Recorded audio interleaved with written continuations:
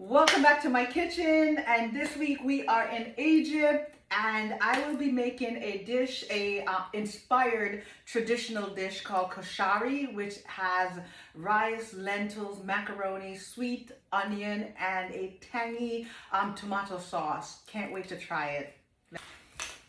Because we're sticking to the theme of anti-inflammatory ingredients on my rice series, I am using classic Egyptian aromatics and skipping the butter and ghee altogether and cooking everything in olive oil.